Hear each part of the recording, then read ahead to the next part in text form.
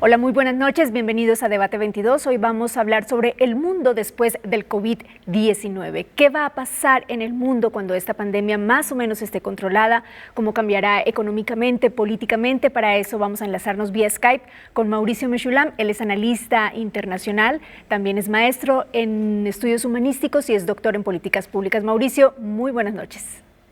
Hola, muy buenas noches, un gusto saludar a toda la audiencia.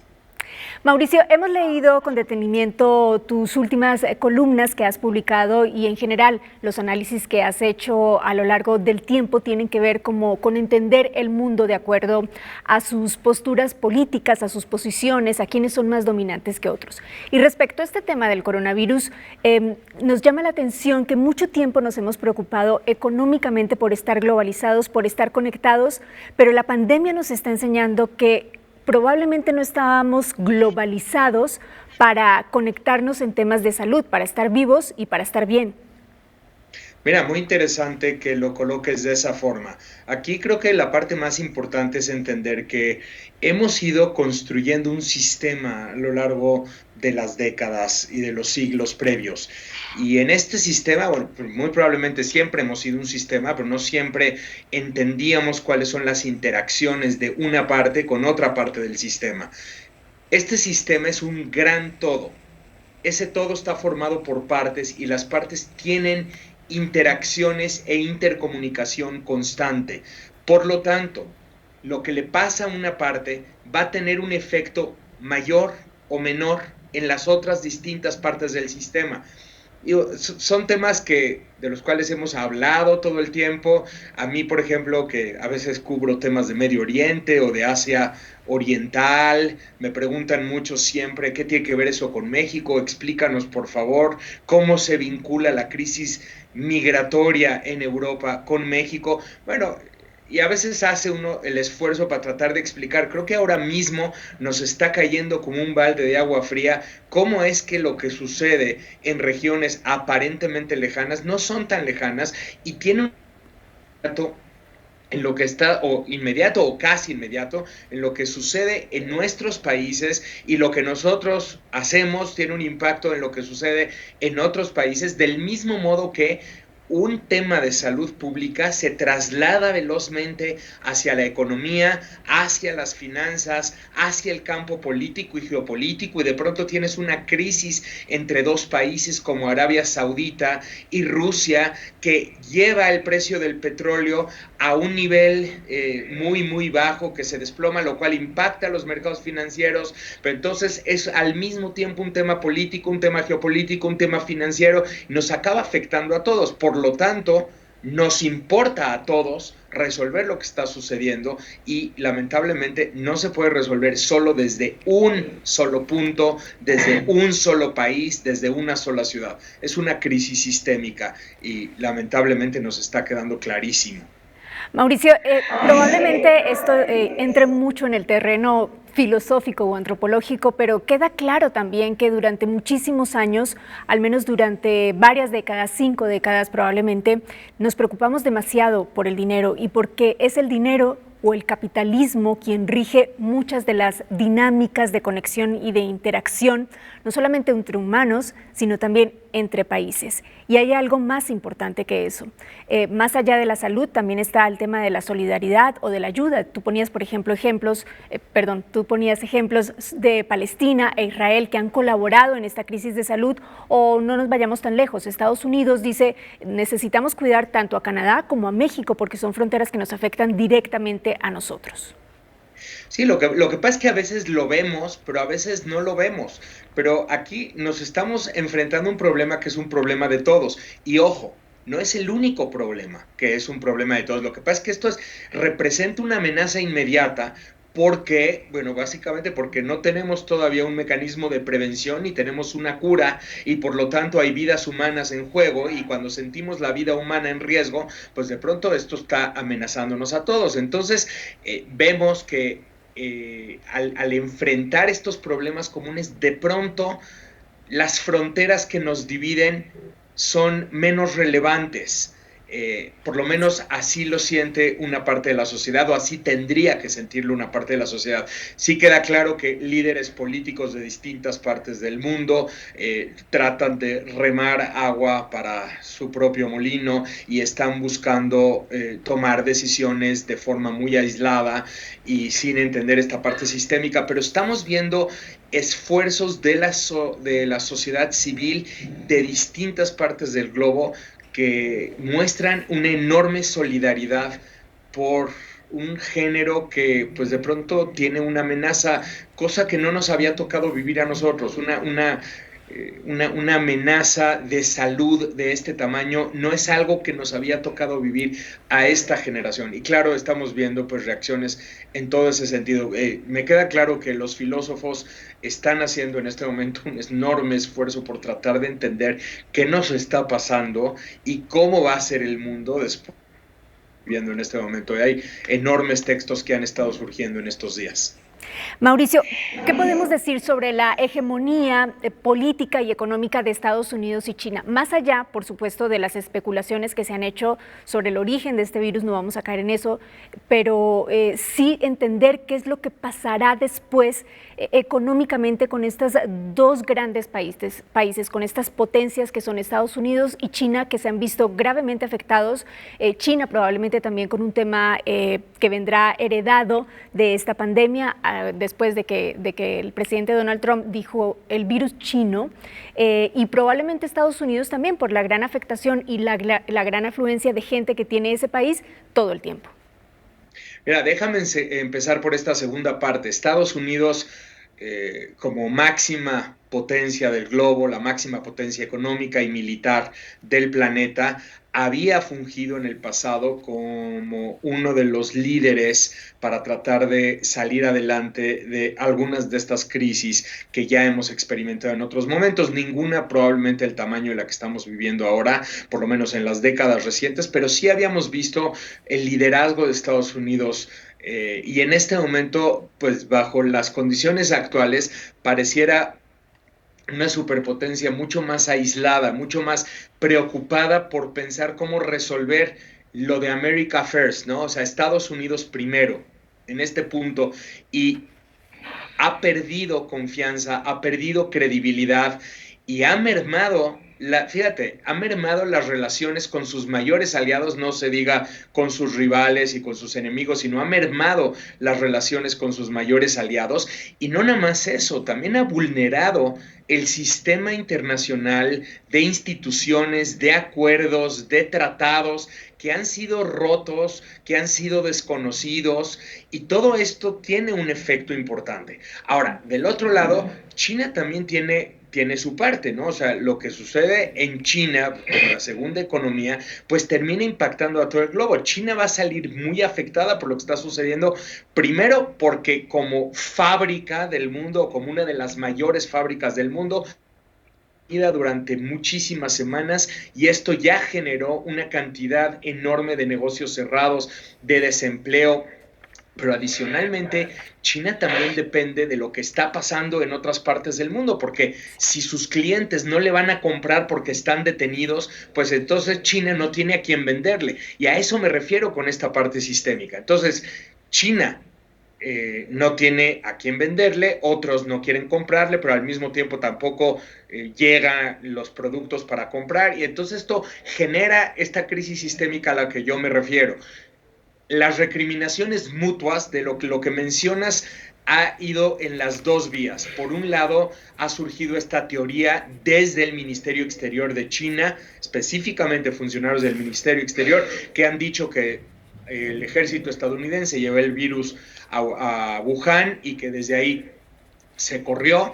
Y luego también desde Estados Unidos, por ejemplo, el senador Cotton ha llegado a decir en cierto momento que pues este virus fue manufacturado en China, o sea, un poco recuperando una teoría conspiracionista que ha venido de otros lados. Pero este tipo de recriminaciones que vemos entre Estados Unidos y China, o bien a veces también entre Estados Unidos y Europa por otros motivos, no es lo que va a sacar adelante al planeta de esta crisis. O sea, lo que estoy tratando de explicar en este punto es que no es una crisis de China, no hay un virus chino, no es un problema de uno que no sea un problema del otro, es un problema común, es un problema del sistema y solo se puede resolver mediante el sistema, y si no, el sistema sale muy afectado. Dios mediante, encontraremos en algún punto la cura, encontraremos en algún punto la vacuna, pero el sistema va a quedar muy afectado y va a quedar muy mermado después de todo esto, y solo puede reconstruirse con la colaboración y coordinación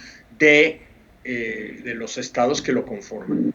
Mauricio, vamos a ir a una pausa, pero cuando volvamos vamos a continuar platicando sobre esto. Ya nos adelantas que ves bastante mermadas las economías, también la hegemonía política de estos dos países, las grandes potencias de este momento. Vamos a platicar cuando regresemos también de migración. Ya volvemos.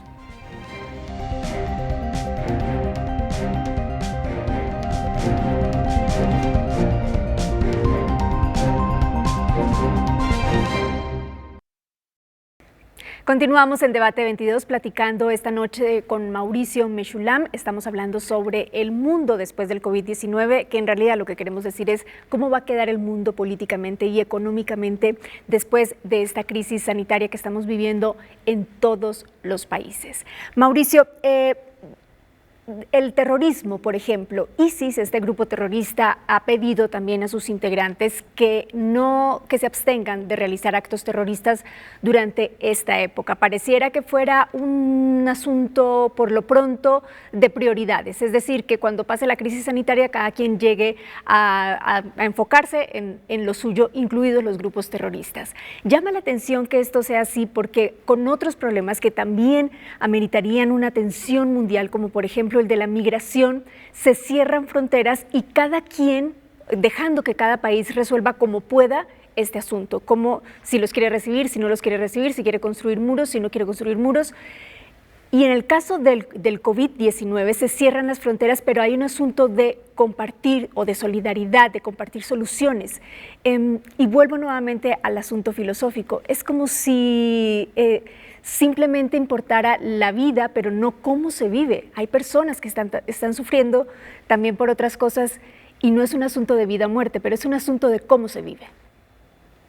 Así es. Bueno, lo primero, entender que este tema llega al planeta ya con muchos problemas previos. Y, por ejemplo, hablando del tema de migración, apenas hace unas pocas semanas estábamos cubriendo la posible nueva crisis migratoria que se va a vivir en Europa a raíz de la guerra siria, que sigue sin resolverse y que todavía en este momento está generando un cuello de botella de migrantes que están tratando de ingresar a Turquía. Entonces Turquía está abriendo las puertas de la migración hacia Grecia, entonces otra vez volvemos, ¿no?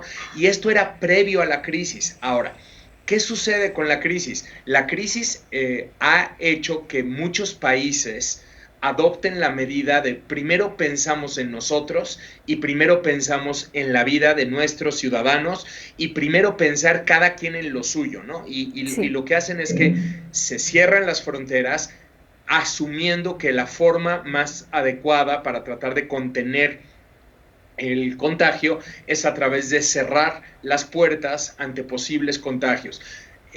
Sin embargo, aquí el tema principal es entender esto, ¿no? O sea, es muy difícil resolver una crisis sistémica de formas no coordinadas, porque no es una crisis de un país. Piensa, por un momento, traslada la cabeza hacia Estados Unidos. Tú imagínate que en California se adoptan medidas, en el estado de Washington se adoptan medidas, en Nueva York se adoptan medidas, pero en el resto del país no se adoptan esas medidas. O sea, ¿qué sucede con el sistema llamado Estados Unidos? Pues que por más medidas que se adopten en California o en Washington o en Nueva York, si no se resuelve de forma integrada, entonces el problema termina por impactar los unos a los otros. Entonces, aquí la cuestión de migración y la cuestión de todos los conflictos y las situaciones irresueltas, pues sin lugar a dudas van a tener efectos difíciles en este momento de prever, pero de nuevo,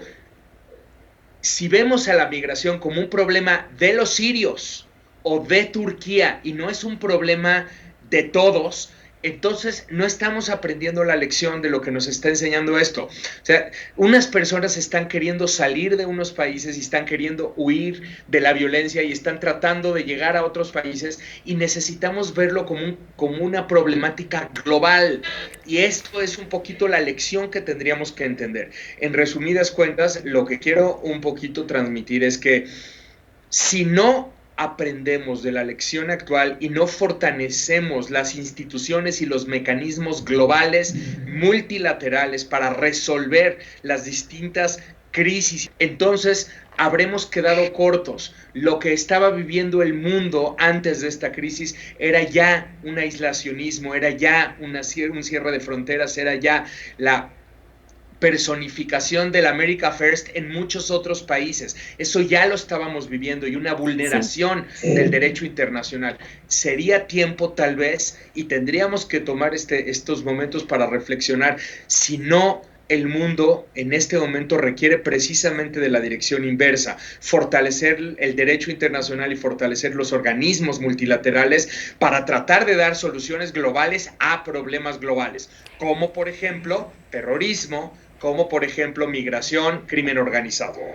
Sí, e ir opacando los nacionalismos, Mauricio. ¿Y no crees que esto también se deba a que muchas veces se piensa que la solución en temas como la guerra en Siria o el tema de migración, cuando se trata, por ejemplo, de africanos, que es un continente al menos lejano al nuestro, es un asunto que, como tú dices, sí, lo tienen que resolver otros, pero que la gente o los países o en conjunto, el imaginario colectivo es: hay una solución y hay alguien que no quiere aplicar la solución?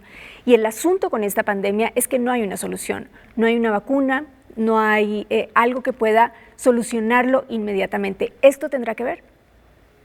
Bueno, pues muy probablemente. Tenemos aquí un problema del cual no tenemos una solución clara, como puede ser una vacuna o como puede ser una medicina que la cure, pero tendríamos que estar pensando en medidas globales de contención de crisis global, no medidas locales. Obviamente también medidas locales, no estoy minimizando lo local. Lo que quiero explicar es que tú puedes adoptar las medidas locales que quieras. Si tú no adoptas medidas coordinadas del sistema, entonces el sistema te va a golpear de un lado o del otro. Fíjate, si no te golpea desde la perspectiva de gente que llega a tu país y que te contagia, te va a golpear desde el subsistema económico. Y si no te golpea desde el subsistema económico, te golpea desde el subsistema financiero. Y si no, te golpea desde el subsistema geopolítico global. O sea, el tema aquí es que frente a una problemática global para la cual no tenemos una solución tan inmediata como puede ser una cura,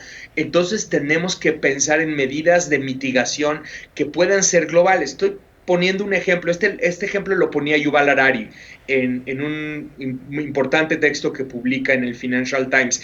Él dice, por ejemplo, va a ser imposible impedir los contagios globales, y además esto va a generar una disrupción económica imposible de salvar. ¿Por qué no pensar, por ejemplo, en medidas coordinadas para que las personas que tienen que viajar por razones económicas, por razones de negocios, por razones de que la economía global siga caminando, puedan seguir viajando, pero bajo ciertas medidas coordinadas y ciertas reglas de higiene y de contención, ciertos elementos que se puedan adoptar por los mismos países para tratar de mitigar los efectos de la crisis? Estas medidas coordinadas es lo que no hemos visto hasta el momento, no en su mayoría. De pronto sí aparece, ¿no?, una por acá, otra por allá, pero no lo estamos viendo. Y ese era justamente lo que Europa, por ejemplo, Donald Trump, cuando cierra la frontera de Europa, dicen los europeos, ni siquiera nos dio un aviso, por lo menos una notificación: oye, voy a cerrar las fronteras. Esto es lo que hemos visto que falta. O cambiémonos de ámbito, ¿no? Por ejemplo, sí, la necesidad de una serie de medidas coordinadas en el ámbito petrolero para que podamos adoptar acciones que no echen más leña al fuego de la crisis económica que ya estamos viviendo. Ya tenemos una crisis económica encima. Pensar en acciones coordinadas entre los distintos países, no ideadas para favorecer a uno u otro, sino ideadas para favorecer el sistema. Esto es lo que me parece a mí que en este momento está faltando y tendríamos que aprender. Mauricio, vamos a ir a una pausa y volvemos con las conclusiones de este programa. Ya regresamos.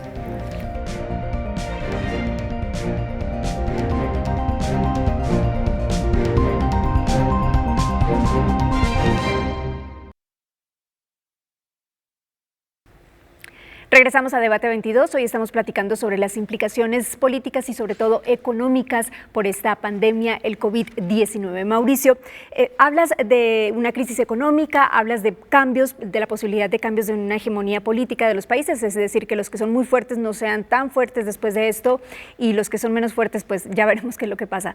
Pero la pregunta sería, ¿ves disposición de estos grandes países para empezar a tomar decisiones de otra índole que no tengan que ver solamente con el tema sanitario o de salud, sino con temas de migración, con temas de seguridad, con temas de narcotráfico? ¿Los ves dispuestos a tener otra actitud para más colaborativa y menos nacionalista? Porque después de esto ellos tendrán que defender su economía, sus políticas, sus productos.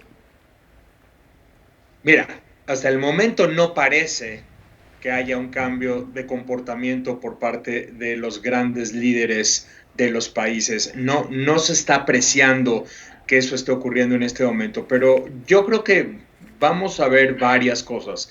La primera es que definitivamente hay un sector dentro de nuestras sociedades que sí está moviendo mucho las conciencias y la conciencia colectiva, te diría yo. Estoy hablando desde escritores, pensadores, sociedad civil a través de redes sociales, que estamos clamando por encontrar mecanismos distintos y encontrar definiciones diferentes ante lo que aparentemente era ya algo rutinario o cosas que teníamos ya establecidas. Y es decir, yo no descartaría del todo que esta conciencia colectiva que se está generando en este momento, si quieres tú como una parte de los efectos de lo que estamos viviendo, esta conciencia colectiva empuje hacia arriba y logre por lo menos mover tantito el tapete de las personas que están en el planeta. No necesariamente significa que el mundo va a cambiar del todo o que vamos a tener un mundo radicalmente distinto, pero sí creo que en este instante estamos teniendo que aprender que la solidaridad, la colaboración y la coordinación dentro del sistema va a terminar beneficiándonos a todos. Y pensar en ese todo común es al mismo tiempo pensar en nosotros mismos. Mientras que si solo piensas en ti mismo, si solo piensas de forma aislada como sociedad o como país, eso termina perjudicándote. Creo que esta conciencia colectiva se está generando. Ahora, no significa que necesariamente vamos a ver un efecto inmediato, porque son procesos que tardan, pero sí yo observo demasiada literatura que está siendo derramada en este momento, está siendo escrita, está siendo compartida. Hay muchísimos textos de personas que probablemente no son famosos, no sé si los has visto en redes sociales, gente que escribe y que no necesariamente tal vez sean articulistas, pero que está contribuyendo a la generación de esta sociedad colectiva y este empoderamiento ciudadano. Yo creo que ahí es donde otra vez Yuval Harari nos aporta esta noción de que vamos a ver o estados totalitarios más fuertes o vamos a ver un empoderamiento ciudadano que no habíamos conocido en mucho tiempo. Yo creo que esas son las dos grandes disyuntivas. Y las dos opciones, ojalá, por supuesto, suceda lo segundo. Mauricio, ¿qué pasará con el tema de la libertad? Y lo pongo sobre la mesa porque en China, por ejemplo, gran parte de la estrategia para poder controlar los contagios del COVID-19 fue el control que el gobierno tenía de los ciudadanos a través de la tecnología. Ellos sabían a dónde iban, cómo se estaban moviendo, si eran ciudadanos con fiebre y avisaban a sus vecinos o a la gente que estaba cerca. Y esta es una forma, digamos, en la que se pudo encontrar que se podía detener la gran cadena y la rápida cadena de contagios. Sin embargo, recuerdo que alguna vez el expresidente Barack Obama dijo en un discurso que no se puede tener al mismo tiempo seguridad, se refería a la seguridad física, la integridad de las personas, y libertad o independencia o un espacio demasiado privado al mismo tiempo. Tiene que sacrificarse algo. Y después de esta crisis de seguridad, no sabemos si esto va a trascender todavía más, es decir, que los gobiernos y quienes ostentan el poder utilicen la tecnología para invadir las libertades a cambio, sí, de tener seguridad y en otros casos salud. Así es, porque lo que sentimos que está bajo amenaza es la vida humana, y cuando nosotros sentimos que nuestra seguridad está amenazada, estamos dispuestos a ceder libertades en aras de la protección de esa seguridad. Esto ha sido muy estudiado a lo largo de muchas décadas. Creo que esa es justamente la disyuntiva a la que hacíamos referencia, a la que hacía referencia el autor que mencionaba, y es la gran alternativa que se nos va a presentar. Por un lado, hemos visto que esto sí se ha implementado en China, se ha implementado de manera relativa en Corea, se ha intentado implementar en otros países. Las democracias liberales, esto está generando un enorme debate y no está siendo implementado con la misma facilidad. Sí está removiendo mucho esta conciencia colectiva que estaba yo mencionando, el hecho de pensar en que para proteger nuestra salud estamos fortaleciendo un Estado que está sacrificando nuestras libertades, y eso ¿en dónde nos va a dejar parados después de que esta crisis pase? Esas son, creo, las grandes preguntas que se están haciendo en muchas sociedades. No hay respuestas claras y no hay tampoco una definición de hacia dónde estamos caminando. Creo que el interior de muchas sociedades están tomando decisiones diferentes, y me parece que va a ser uno de los grandes debates y los grandes dilemas a los cuales nos vamos a tener que enfrentar posteriormente. Mauricio, pues te agradecemos muchísimo que hayas tenido este enlace con nosotros en Debate 22. Era importante hablar sobre el tema, pero desde un punto de vista un poco más reflexivo y distinto, pensar también en lo que viene. La economía es importante para todo el mundo, pero por supuesto la salud es una prioridad. Muchas gracias por acompañarnos, Mauricio Mechoulam. Al contrario, muchísimas gracias a ustedes por el espacio. Un saludo a toda la audiencia. Hasta pronto. Muchísimas gracias a Mauricio y muchísimas gracias a usted por acompañarnos. Buenas noches.